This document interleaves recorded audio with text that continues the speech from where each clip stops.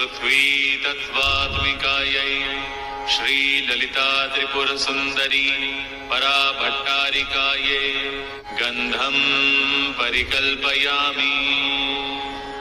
नमः। आकाशतत्त्वात्मिकायै श्रीललिता त्रिपुरसुन्दरी पराभट्टारिकायै पुष्पं परिकल्पयामि। नमः।